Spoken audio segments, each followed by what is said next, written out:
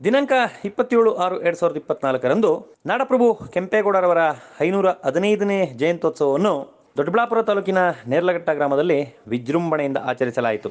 ಕಾರ್ಯಕ್ರಮದಲ್ಲಿ ಗ್ರಾಮದ ಗಣ್ಯರು, ಹಿರಿಯರು ನಾಡಪ್ರಭು ಕೆಂಪೇಗೌಡರ ಸಾಧನೆಗಳ ಬಗ್ಗೆ ಮಾತನಾಡಿದರು. ಗ್ರಾಮದ ಮುಖ್ಯ ಬೀದಿಗಳಲ್ಲಿ ಬೆಳ್ಳಿ ಪಲ್ಲಕ್ಕಿಯಲ್ಲಿ ನಾಡಪ್ರಭು ಕೆಂಪೇಗೌಡರವರ ಭಾವಚಿತ್ರವನ್ನು ಮೆರವಣಿಗೆ ನಡೆಸಲಾಯಿತು.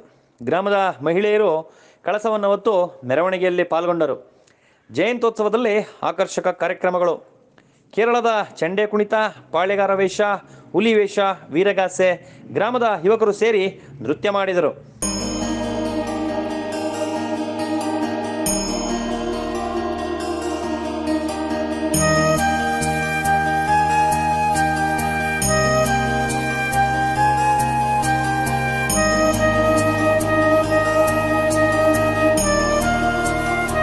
ನಿತ್ಯಜ್ಯೋತಿ ಪಬ್ಲಿಕ್ ಸ್ಕೂಲ್ 2024-25ನೇ ಸಾಲಿನ ಪ್ರವೇಶಾತಿ ಪ್ರಾರಂಭವಾಗಿದೆ.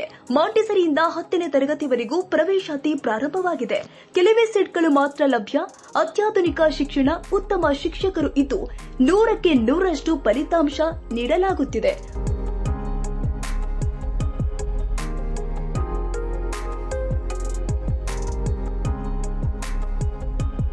ಹಾಗಿದ್ರೆ ಒಮ್ಮೆ ಭೇಟಿ ಕೊಡಿ.